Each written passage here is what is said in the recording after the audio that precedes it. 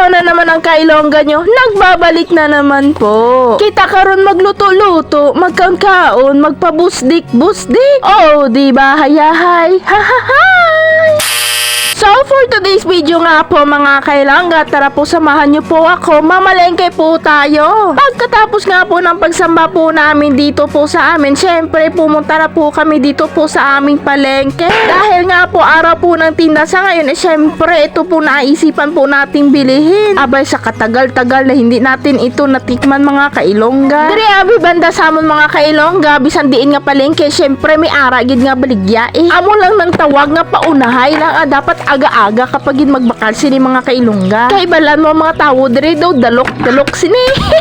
Awho, kapin pa ako sini ba o gatago gito sini mga kailongga ba? At kung may sarili ka pong tanim nitong kamuting kahoy mga kailongga, syempre pwede mo na po itong lutuin kung wala po kayong mabibilhan dyan. At doon po sa hindi po nakakalam, syempre yung talbos po na kamuting kahoy ang ginugulay po dito. At kung wala ka pong bayo kung tawagin po namin dito, syempre mga kailongga, pwede nyo po itong gurubin. Yung gurubin po pwede nyo po itong hiwa-hiwain sa maliliit hanggang sa mapino po ito mga kailongga. Ay abaw ang mga kailongga, testingin nyo bala magbagisi. Pati ngipon mo sinidag ko, kiki mo mo. Awho, gagirin, gid mo. Maglagay na nga muna tayo ng kaunting tubig dito mga kailongga. Syempre ilagay na po natin lahat ng mga lamas. At syempre isabay na nga rin po natin itong talbos po ng balinghoy. At sa gata nga po mga kailongga, syempre mas masarap yung maraming gata. Lumalabas po kasi yung malinamnam, agaray ado pareha bala sa balaan kung alinamnam. Siyempre, bigay po natin ito ng maigi para lumabas po yung katas na pinakakatas. Awhoy, para sabor-sabor, gid ba? At ito nga po mga kailongga, isabay na po natin dito yung gata.